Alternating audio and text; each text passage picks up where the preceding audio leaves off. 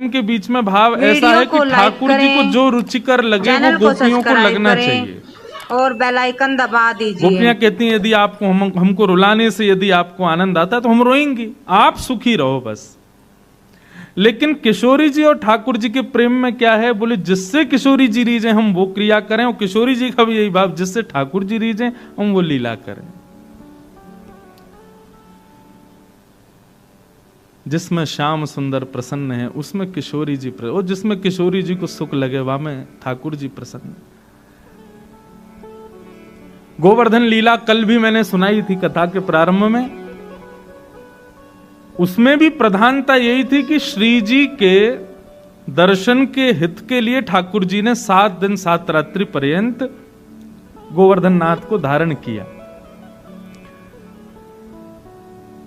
हमारे ब्रज वृंदावन में निकुंज, कुंज निकुंज और निभृत निकुंज, ये 3 लीलाएं हैं।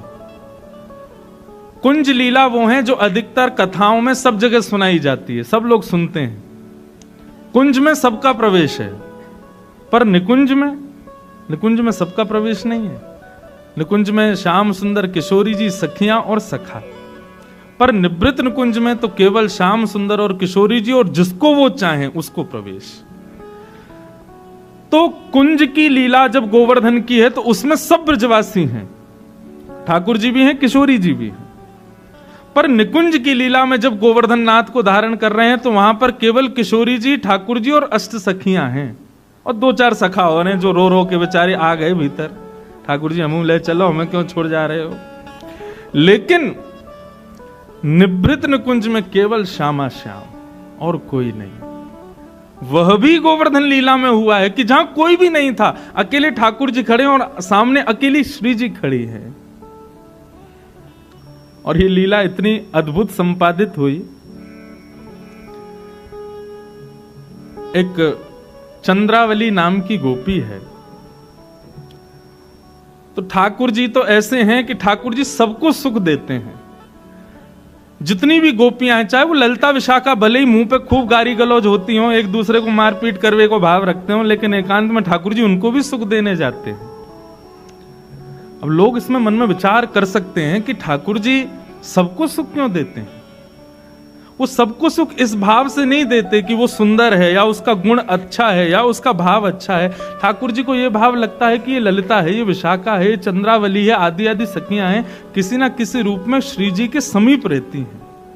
ये ठाकुर जी के चरण स्पर्श करती है, ये किशोरी जी के चंवर डोराती है, ये किशोरी जी का श्रृंगार करती है। इस बात से ठाकुर जी रीझ के उनको भी सुख देने जाते हैं, उनके संग भी लीला करते हैं, केवल इसलिए क्योंकि उनका श्री जी से संबंध है। श्री जी के सन्मुख तो ठाकुर जी नहीं करते, लेकिन एकांत में कभी कोई गोपी कहे कि मेरे घर भी न एक प्रसाद पा जाओ, न एक मोकू भी सेवा को अवसर प्रदान करो, मैं भी आपके चरणन में कुमकुम लगाऊं, मैं भी आपको इत्र अर्पित करूं, मैं भी आपको श्रृंगार करूं, तो ठाकुर जी कभी कभी समय मिलने पर गोपियों के पास भी सुख देने जाते हैं। ये देखो, अब आपको पहले ही बताऊं, ये निवृत्त निकुंज की लीला है, इसलिए संशय हृदय में उत्पन्न नहीं होना चाहिए। ध्यान से सुनिएगा, ठाकुर जी की लीला पर कभी संशय मत कर। आपको अपराध नहीं लगेगा, बताने वाले को अपराध लगेगा, इसलिए मैं बहुत डर डर के सुना रहा हूं। निवृत्त निकुंज में एक दिन चंद्रावली ने ठाकुर जी को आमंत्रित किया। तो श्री जी के सामने तो लाल जी इशारों कर रहे, बोले ये चली जाएंगी तब आएंगे। श्री जी चली गई, सब सखियां चली गई, चंद्रावली अपने घर को गई। बढ़िया भोजन थाल तैयार कियो, बढ़िया सुंदर कुमकुम केसर ठाकुर जी को अर्पित करने के लिए तैयार कियो। पधरामनी ठाकुर जी की रहने वाली चंद्रावली के यहां। ठाकुर जी जैसे ही भीतर पहुंचे, खूब सुंदर अपने हाथन से प्रसाद पवायो, पंखा जल रही है, ठाकुर जी को श्रृंगार कर रही है, चरणन में कुमकुम लगा रही है, केसर चंदन लगा रही है। इतने में ही श्री जी को ठाकुर जी की याद आ गई। और निवृत्त निकुंज को ऐसा भाव है कि अगर यशोदा के बगल में भी ठाकुर जी पौड़े हैं और अर्धरात्रि में भी श्री जी को स्मरण है जाए और ठाकुर जी दौड़ के भागे, मैया के बगल में तकिया धर जाए, बोले कि सुबह उठेगी तो कहीं डांटे नहीं, और श्री जी बुला रही है, मुंह को जानो तो पड़ेगा। अब ये निवृत्त निकुंज की लीलाएं सबको बताने वाली नहीं है, लेकिन यहां सब अधिकारी बैठे हैं इसलिए सुना रहा हूं। वीडियो को लाइक करें, चंद्रावली ठाकुर जी चैनल की को सेवा कर रही है, सब्सक्राइब करें और बेल आइकन अपने दबा हाथों से दीजिए। प्रसाद पवा रही है, पंखा जल रही है, चरणों में केसर चंदन लगा रही है, और चंद्रावली का जो प्रिय इत्र है वो ठाकुर जी को अर्पित कर रही है। और इतने में ही श्री जी ने ठाकुर जी को याद कर लिया। जैसे श्री जी स्मरण करती है ना ठाकुर जी को, लोग कहते हैं हिचकी आती है, लेकिन हमारे श्याम सुंदर के रोए खड़े होते हैं तो समझ जाते हैं श्री जी बुला रही है। ठाकुर जी विचलित हो गए। चंद्रावली बोली, कहा भयो? बोले श्री जी बुला रही हैं, श्री जी को याद आ रही है। अच्छा, स्मृति भी एक प्रकार की वेदना है। हम किसी का स्मरण करें वह भी तो एक वेदना होती है ना, एक कष्ट होता है। उस समय लगता है कि जिसको हम स्मरण कर रहे हैं वो सामने तत्क्षण आ जाए। इतनी भी वेदना श्री जी को हो, ये श्याम सुंदर को प्रिय नहीं। ठाकुर जी बोले, चंद्रावली मुझको जानो पड़ेगा। चंद्रावली बोले मरोगे क्यों? कुमकुम केसर लगो है और मेरो इत्र लगो है। श्री जी मेरे इत्र की सुगंध जाने, यदि उनको पता चल गई तुम यहां ते गए हो, बहुत मारेंगी, आज रूठ के बैठ जाएंगे, बड़ो मान करेंगी। ठाकुर जी बोले, अब जो होगा सो देखेंगे, अब तो हमें दौड़न दो। ठाकुर जी दौड़ करके और महाराज जा रहे हैं गिरिराज पर्वत। ये श्री गिरिवर पर्वत जो है ना, ये निभृत निकुंज का एकांतिक ठाकुर जी का कुंज है। यहीं पर लीला करते हैं श्याम सुंदर और ठाकुर जी, श्री जी। अब जो हम गिरिराज जी का दर्शन करते हैं, ये तो बेचारे अब बहुत छोटे, रोज तिल भर पृथ्वी में जा रहे हैं। नहीं तो सघन कुंज के गिरिराज जी का वर्णन आप कभी गर्ग संहिता में पढ़िएगा। गिरिराज जी में कितने सुंदर सुंदर गुफाएं हैं, कुंज हैं, लता गुल्म हैं, झरने हैं, सब विद्यमान हैं, क्योंकि श्री जी को सुख देने के लिए कभी कभी ऐसा मन में भाव आता है, जन्म बड़ा दुर्लभ है वृंदावन में, पर जन्म से भी दुर्लभ मृत्यु है वृंदावन में। वृंदावन की रज में लीन हो जाएं श्री यमुना पुलिन पर।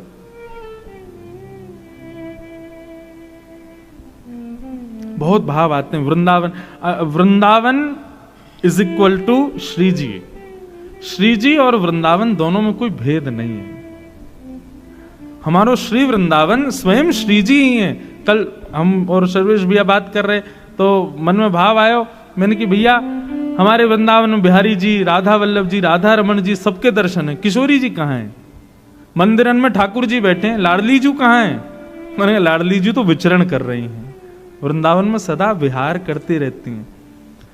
और ऐसा भी होता है ना कि कोई जब व्यक्ति बहुत उसको बहुत कार्य होते हैं तो वो अपना एक प्रतिनिधि छोड़ देता है। हम आपसे मिलने आएंगे, बोले मैं तो मिलूंगा नहीं, मेरा प्रतिनिधि मिल जाएगा, मेरा पीए मिल जाएगा। तो ऐसे ही वृंदावन जाते हैं तो किशोरी जी के प्रतिनिधि के रूप में बिहारी जी मिलते हैं। प्रतिनिधि हैं श्री राधा रमन जी, राधा वल्लभ जी, बिहारी जी, ये सब प्रतिनिधि हैं हमारी श्यामाजू के। श्यामाजू कहाँ हैं? अरे भैया सामान्य कितने लोग वृंदावन जाते हैं, सबसे थोड़ी श्यामाजू मिलेंगी। श्यामाजू तो उन सब रसिक जन के ध्यान, उन सब रसिक जनन के ख्याल रखवे जामे जो अनंत दिनों से श्यामा श्याम की युगल उपासना कर रहे हैं, ध्यान कर रहे हैं, परन कुटी में बैठ करके श्री राधा श्री राधा श्री राधा नाम की ध्वनि से अपना मंगल भाव प्रवाहित कर रहे हैं। किशोरी जी तो वहां में व्यस्त हैं, उन सबन के ध्यान धरवे में व्यस्त हैं। बाकी भीड़ इतनी वृंदावन में आ रही है, सब रसिक थोड़ी हैं। सबसे मिलवे के काजे ठाकुर जी छोड़ रखे, तुम ही मिलो। जो रसिक शिरोमणि हैं, जो रसिक श्रेणी के हैं, किशोरी जी तो उनके ध्यान में व्यस्त हैं, उनको ध्यान लगा रही हैं, उनको ध्यान कर रही हैं।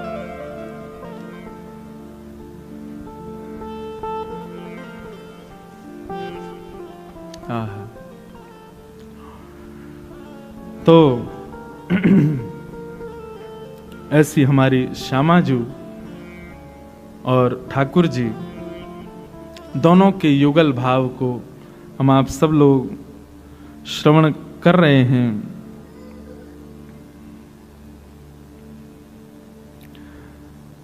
और लीलाएं तो हम सुनते ही हैं, सुनेंगे। कल हमने दूध दोहन लीला सुनी, आज भी कोई लीला सुनेंगे ही।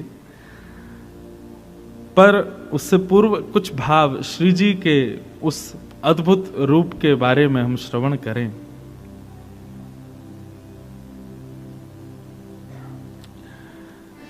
एक बार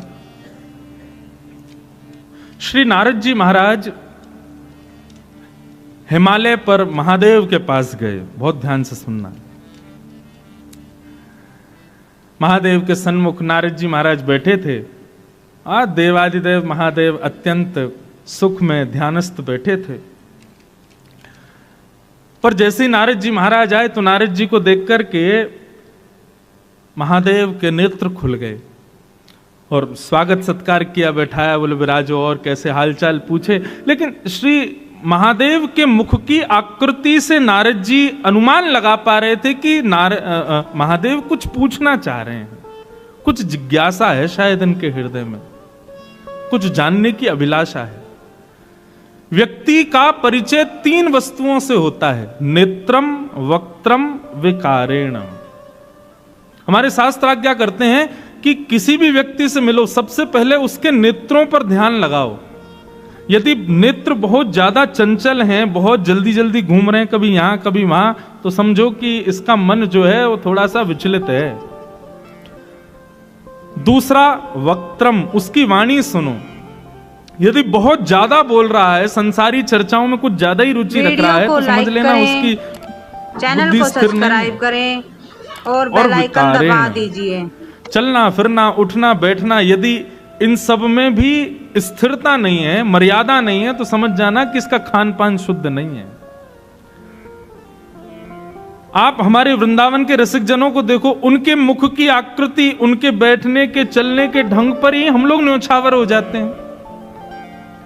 और कई लोग हैं बड़े बड़े महापुरुष बने घूमते हैं, लेकिन उनके चेहरे की आकृति, नेत्रों का चंचलपन और वाणी की दूषितता से पता चल जाता है कि स्थिरता नहीं है हृदय में। हमसे पूछो, हम तो दुनिया भर में जाते हैं, सामने वाला व्यक्ति प्रणाम जिस भाव से, जिस आकृति से वो प्रणाम करता, उससे पता चल जाती है कितने पानी में।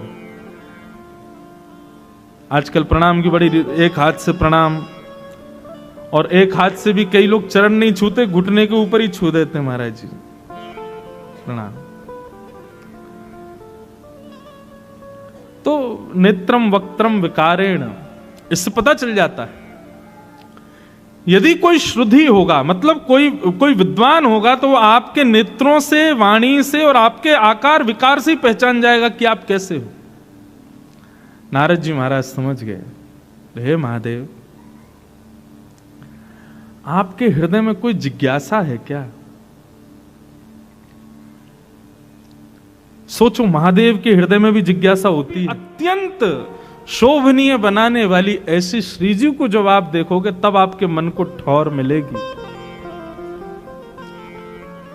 महादेव घुटनों के बल बैठ गए, बोले कि कैसे होंगे उनके दर्शन। बोले उनके दर्शन के लिए वो तो बड़ी सहज हैं, बड़ी सरल हैं, कृपा करती हैं, बस पुकारनो तो थोड़ा पड़ेगा ना आपको। पुकारो, आएंगी श्री जी, दर्शन देंगे।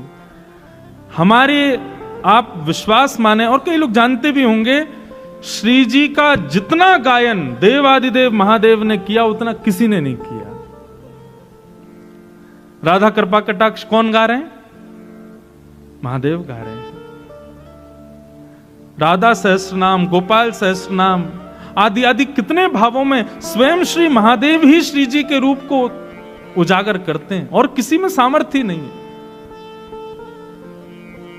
ऐसे महादेव श्री जी को पुकारते हैं, श्री जी का स्मरण करते हैं, और जब श्री जी का दर्शन उनको हुआ, इसीलिए महादेव अत्यंत रूप से जहां भी कहीं बैठे हैं तो उनके मुख की आकृति दिखाई नहीं है, लिंग के रूप में पूरे भारत में विराजमान है। क्यों?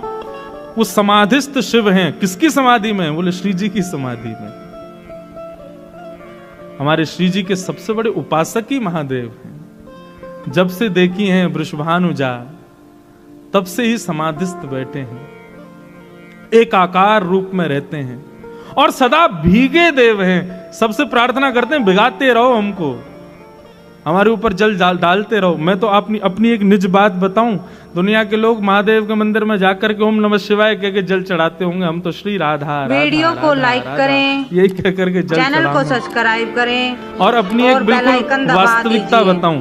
काशी में मेरी कथा थी कुछ दिनों पूर्व, तो कथा करके मैं जैसे ही वापस आने लगा, कहीं और जा रहा था कथा करने, अंतिम दिन था कथा का, कथा करके रात्रि में ट्रेन पकड़नी थी, तो हमने कि एक बार महादेव को प्रणाम करें आए। उस दिन पता नहीं कोई उत्सव था, जाने सोमवार था, इतनी भीड़ मंदिर में कि महाराज वीआईपी वीवीआईपी सब एक बराबर, दर्शन ही नहीं हो। मैं कभी पुलिस कहे वहां से आओ, कभी कहे वहां से आओ, इधर से आओ, और ट्रेन का समय हो रहा था।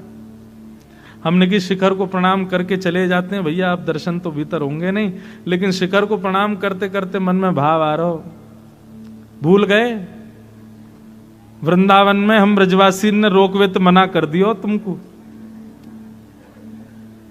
जब महारास हो रहा था आए थे आप, तब हम ब्रजवासी ने रोक दिया, बोले बाबा पहले गोपी बनो तभी भीतर प्रवेश मिलेगा।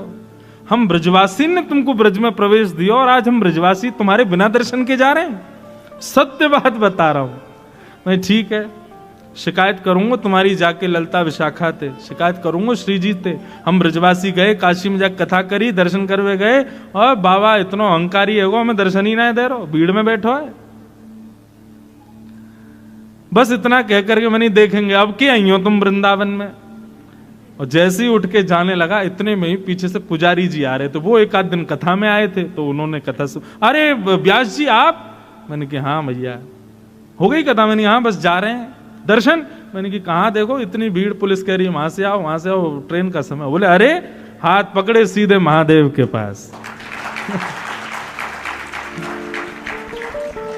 जैसे ही शिकायत की बात कही कि अब आई हो वृंदावन, महाराज वीवीआईपी नेता आदियों को भी दर्शन रुक गए होंगे उस समय, हमको बुला लिया भीतर। बोले ना ना ना ब्रजवासी आओ भैया, अरे सॉरी गलती क्षमा। ऐसी श्यामाजू के परम उपासक हैं, देवों के देव भी नहीं है, देवों के भी देव महादेव।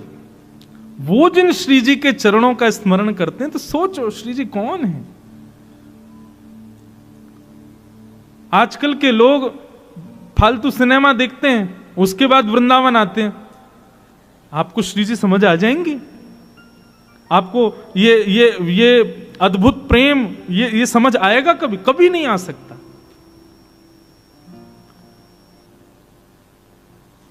अद्भुत प्रेम की रस स्वरूपा हैं हमारी श्यामाजू।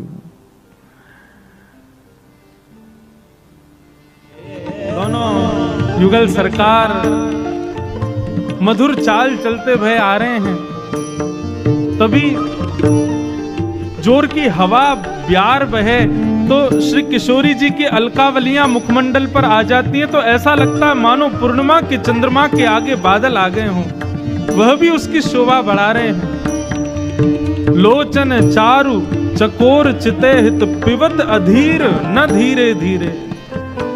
किशोरी जी श्याम सुंदर को देख रही हैं, श्याम सुंदर किशोरी जी को देख रहे हैं, परंतु नेत्रों का भी एक समय होता है, नेत्रों की भी एक अवधि होती है, उससे ज्यादा देख नहीं सकते। जैसे जीव को पानी मिलने पर प्यास बुझ जाती है, ऐसे नेत्रों को भी दर्शन मिलने पर दृष्टि शांत हो जाती है। परंतु यहाँ पर ऐसी स्थिति है कि जितना पानी पी रहे हैं उतनी प्यास और बढ़ रही है। ठाकुर जी जितना श्याम सुंदर, जितना किशोरी जी को देख रहे हैं, उतनी ज्यादा इच्छा और प्रकट हो रही है कि और देखूं। और ऐसे ही हमारे श्याम सुंदर जब किशोरी जी को देख रहे हैं, तो उनके नेत्र और प्यासे होते जा रहे हैं किशोरी जी को देख करके। ये दृश्य श्री बिहारिन देव जी को दिख रहा है। बिहरत लाल बिहारिन दो यमुना जी के तीर तेरे। बिहरत लाल बिहारिन दो यमुना जी के तीरे।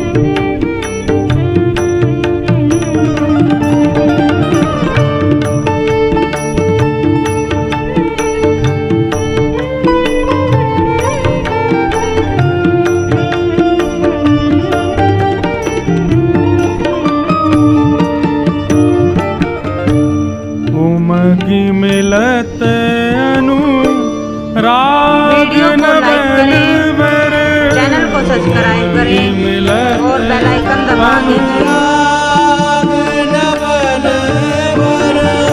उमगी मिलत अनुराग नवल वर, उमगी मिलत अनुराग नवल वर। कल कुंडल चल वीरे वीरे, कल कुंडल चल वीरे वीरे। कल कुंडल चल वीरे वीरे। कल कुंडल चल वीरे वीरे। श्री बिहारी दासी सुरझत नाही, बिहारी दासी सुरजत नाही। श्री बिहारी दास सुरझत नाही। बिहारी दासी सुरजत नाही। उरझी अरुण पट पीरे पीरे। उरझी अरुण पट पीरे पीरे। उरझी अरुण पट पीरे पीरे। उरझी अरुण पट पीरे पीरे। बिहरत लाल बिहारी दो यमुना के तीरे तीरे। बिहरत लाल बिहारी दो यमुना जी के तीरे तीरे। बिहरत लाल बिहारी दो यमुना जी के तीरे। बिहरत लाल बिहारी दो यमुना जी के तीरे तीरे। बिहारी दास सुरझत नाही, उरझ अरुण पट पीरे पीरे। आहा। श्री बिहारी दास जी की स्थिति कैसी है? नेत्रों से नेत्र मिल रहे हैं। श्री जी और श्याम सुंदर के नेत्र एक दूसरे की प्यास बुझा रहे हैं। कानों के कुंडल यहां श्री जी के, वहां श्याम सुंदर, वे भी मिल रहे हैं। दोनों के हस्तकमल एक दूसरे से मिल रहे हैं। अरे औरों की बात छोड़ो, यहां ठाकुर जी को पीरो पटका और श्री जी की गुलाबी चुनरी भी एक दूसरे से मिल रही है। और इन सबन के बीच में उलझे पड़े हैं श्री बिहारी दास जी। ऐसे उलझे 3 दिन तक दातुन करते रहे यमुना जी के तट पर बैठे बैठे। वीडियो को लाइक करें और 3 दिन तक वहां चैनल को निधिवन राज में सब्सक्राइब बिहारी करें जी के और दर्शन ही बेल नहीं आइकन हुए। दबा दीजिए। क्यों? बिहारी दास जी सेवा करते थे और वो 3 दिन से वहीं यमुना पुलिन पर बैठे, अब प्रकट वृंदावन का दर्शन कर रहे हैं। हमारे हरिदासी परंपरा के वैष्णवों का प्राण धन है ये पद। दातुन करते करते करते करते करते और इस रूप का दर्शन, इस माधुरी, इस अद्भुत भाव का दर्शन, भाव साम्राज्य में प्रवेश कर गए। 3 दिन में अविरल रक्त धार मुख से बहने लगी। कपड़ों पर होते हुए वो धार बहती हुई यमुना जी में जाकर के मिल गई। कुछ वैष्णव यमुना में स्नान करने के लिए गए आगे घाटों पर। उन्होंने देखा कि यमुना जी में रक्त की धार कहां से आ रही है। उसके पीछे पीछे जाकर के देखा तो देखा बिहारी दास जी मुख में दातुन कर रहे हैं, नेत्रों से अश्रुधार, मुख से रक्त धार। कुछ हरिदासी परंपरा के वैष्णवों ने आकर के कान में कहा, कुंज विहारी श्री हरिदास। जब स्वामी जी का नाम सुना तब चेतना आई, नेत्र खोल करके देखो। बोले अरे इतना सवेरा है गो, अरे भैया मैं तो अभी स्नान ना कियो, बिहारी जी के श्रृंगार भी ना किए। वैष्णवों ने रोका, बोले बिहारी दास जी आप कब बैठे थे यहाँ पे? बोले अभी अभी सवेरे भोर में आयो, दातुन कर रो, स्नान कर, अब जाऊं, अब मुझ क्षमा कर दियो, एक विलंब है। विलंब 3 दिन हो गए आपको, आप 3 दिन से बैठे हो यहाँ पर। 3 दिन से बिहारी जी भूखे प्यासे शयन शैया पे लेटे हैं, उनके श्रृंगार ही नहीं हुआ, दर्शन ही नहीं हुआ, भोग भी नहीं लगा। तब बिहारी दास जी गए और बिहारी जी के चरणों में प्रणाम करके बोले, सेवा पूर्ण भई अब मेरी, अब मैं सेवा नहीं कर सकता। मैं समझ गया नाथ, आप मुझे वो अप्रकट वृंदावन क्यों नहीं दिखा रहे थे, क्योंकि फिर मैं आपका नहीं रह पाऊंगा, आपकी सेवा में फिर मैं नहीं आ पाऊंगा। नाथ क्षमा करो, अब तो उस अप्रकट वृंदावन में ही रहना है। और श्री बिहारी दास जी उस अप्रकट वृंदावन में प्रवेश कर गए। बंधुओं, भक्ति की ठौर कहां है? हम सेवा कर रहे हैं, हम नाम जप कर रहे हैं, हम कथाएं सुन रहे हैं, हम तीर्थ यात्राएं कर रहे हैं, अनुष्ठान कर रहे हैं, इन सब का अंत कहां है? हम ब्रजवासियों से पूछो तो वही अप्रकट वृंदावन, वो हमारी ठौर है। हमें लाल जी सदा ऐसे ही मिलते हैं। सुबह मैं कई बार लाल जी से प्रार्थना करके सोता हूं, रात्रि में शयन करा, मैं लाल जी कल सुबह ऐसे मिली हूं, कोई को नहीं बताऊंगा, मैं किसी से नहीं कहूंगा, सुबह जब उठाऊं तो ऐसे मिल जाइयो, फिर भले ही ऐसे आ जाइयो। एक बार तो अनुभव करा। कभी एकांत में ठाकुर जी के पास बैठे होते हैं, लाल जी से कहें, लाल जी थक गए होंगे, हार गए होंगे, पौड़ जाओ, मैं किसी से नहीं कहूंगा, आप लेट जाओ थोड़ी देर। जिस दिन वो स्थिति, अभी वो स्थिति नहीं आ रही, इसका मतलब हम चूक कर रहे हैं कहीं पर। जिस दिन वो स्थिति आ जाए, समझना बस अब हमारी ठौर है, यही हमारा सर्वस्व है। ऐसे हमारे श्री बिहारी दास जी, ये पद में गाता हूं, मेरा रोम रोम आनंदित हो जाता है।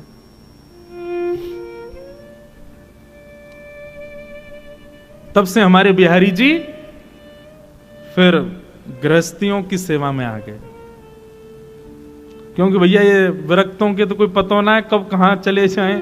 बिहारी जी बेचारे कहीं भूखे प्यासे बैठे रह जाए, इनकी कब भाव समाधि लग जाए का पता। कम से कम गृहस्थी अगर एक भाव साम्राज्य में गया तो दूसरा तो कर लेगा ना सेवा। बस इसलिए बिहारी जी की सेवा ऐसे गृहस्थियों में आई। बंधुओं, आपको पता है हमारे यहां बिहारी जी कृष्ण को ना कहें, श्री किशोरी जी को बिहारी जी के। हाँ, यहां पर बिहरत लाल बिहारिणी दो, श्री किशोरी जी को बिहारिणी कहें। बिहारी जी एक प्रकार से किशोरी जी को कहते हैं, हरिदास परंपरा के वैष्णव। सब जगह भैया बात तो वही है, हमारे माई श्यामा चैनल को सब्सक्राइब करें और बेल आइकन दबा दीजिए। किशोरी जी, जाके अधीन सदा ही सांवरो, या ब्रज को सरताज।